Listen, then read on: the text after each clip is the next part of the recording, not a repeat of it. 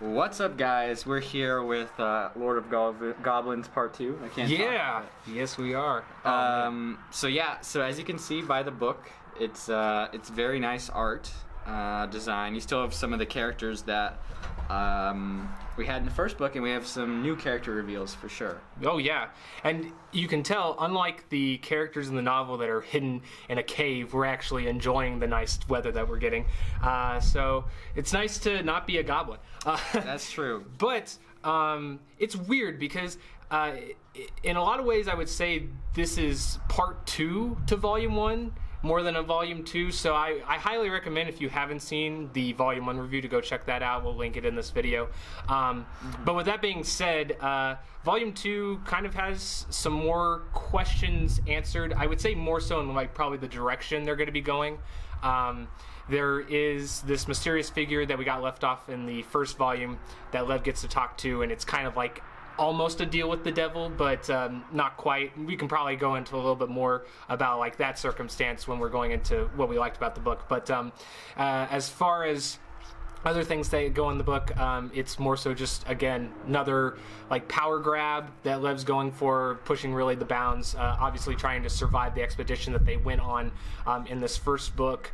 And then in the second one, I think it's kind of shifted focus away from the expedition, more so leading on to let's just go after the different warring factions that are weakened because of this scenario. And there's obviously some things brought up in the second book that leads to that being a bit more plausible to them than it was before.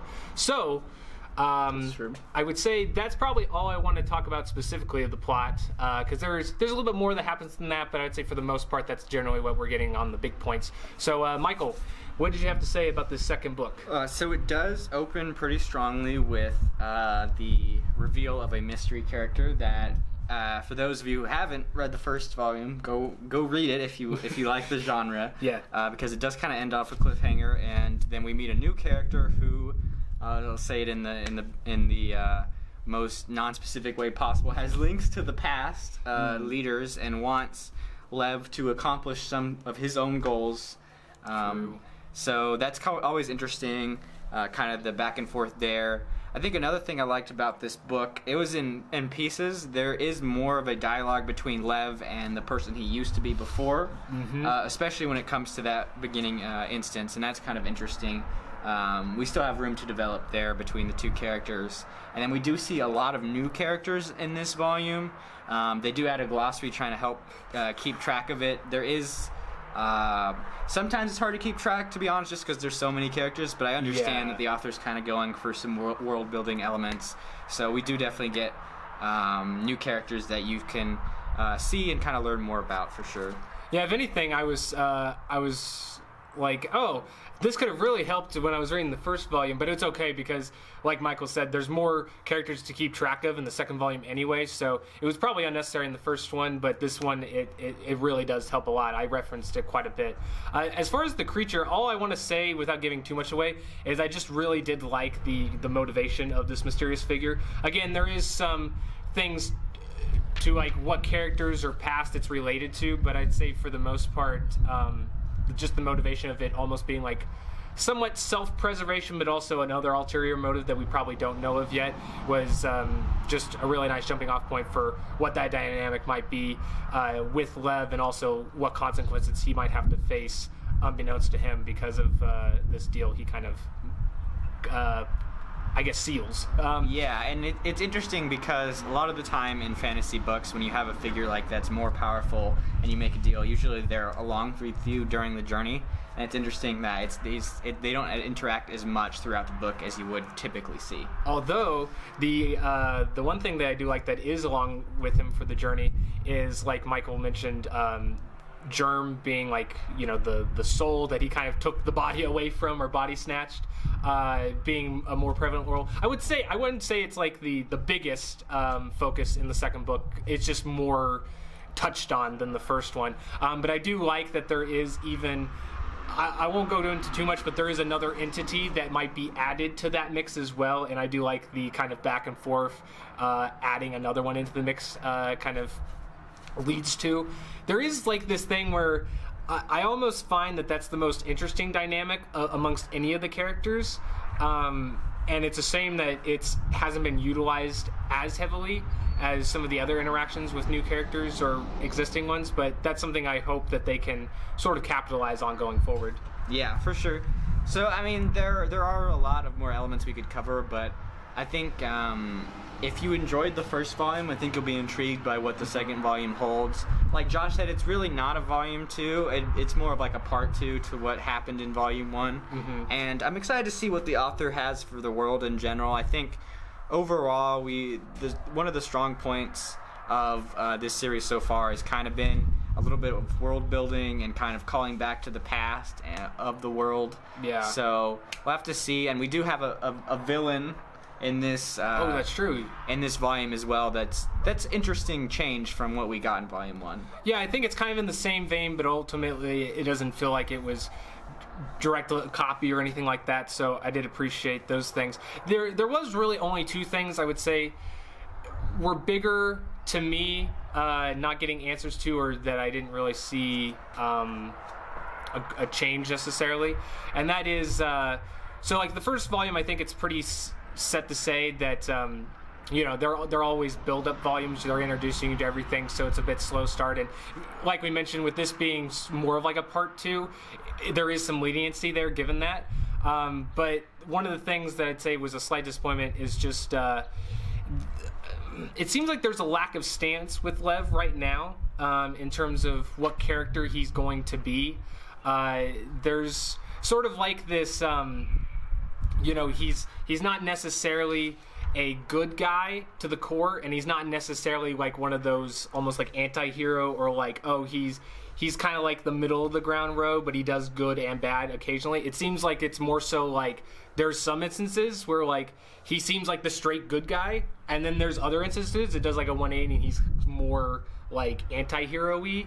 And I don't know, like to me it doesn't seem like they've chose a stance of like, he is like a character that goes back and forth. It seems more like it's like, oh, we're wanting him to be all good in this instance, and now he's all like kind of conceited in the other one. So that's one thing that I'd like to see, maybe them touch on a little bit more. But as far as the secondary characters as well, I feel like I think they need to be utilized a little bit better, because they, like we mentioned in the first volume, they have great written backstories, but as far as how they, I guess, interact with the main people and kind of what makes them more distinct is not necessarily a standout as when we were first introduced to them. Yeah, and there is kind of a burden because they have so many new characters that it's hard to get to know a lot of them. And again, I think that's kind of the hardest thing for. I don't know how long these people have been writing books, but it's really hard to develop characters when you only have so many pages and you still have a story. True, you want to tell. And like with a story that kind of is more army against army, you would figure that you are going to have like a lot of characters that, hey, you might think they're important because we get a name and they're like with them for like maybe a chapter or something like that, but like don't necessarily get attached to them or think they're going to be somebody big, because again, it's like an army against army, so there's going to be a lot of casualties in some of these battles. So I feel like that's probably more so where it's at, and if that's ended up being the case, then that's fine. I think it's kind of hard to tell at this point, but as long as they focus it on the right ones, it should be fine. So so I think that's a good summary without giving too much. Mm-hmm. I just want to again thank Moonquill for sending these books. And Jimmy, thank you. Yeah, specifically. No, it was really nice to be open to a new publishing company as far as getting new series out, and like we've said previously, the physical book itself is really nice, so it's definitely a book you'd want to put on yourself, especially with the art that they have on the outside. Oh yeah, I'm impressed with the quality, and I always love supporting up and coming authors, because I feel like that's where like sometimes you can find the most passion behind creative works.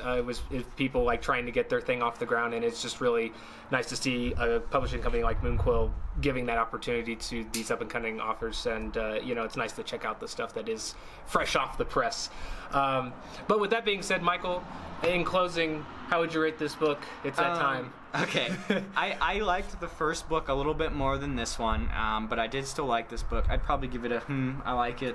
It's a solid book, if you were interested and captured by the first book, then you should definitely go out and buy this one at your leisure. But when you have time, you should definitely buy it and read this book.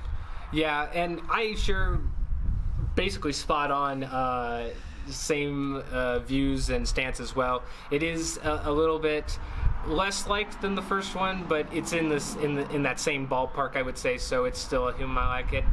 As far as where to pick it up, like we mentioned in the first video, it is offered through Moonquill directly, or you can find it on Amazon, whether it be the physical or through like Kindle digital.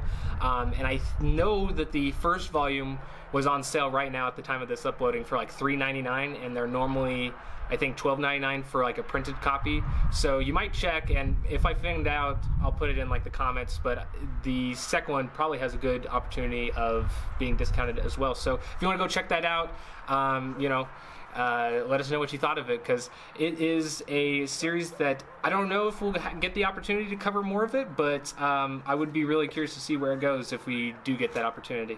Yeah, sure. So with that, we just want to say we're always here for more book reviews, so we'll have more in the near future, and we'll see you later, addicts. All right, peace, guys.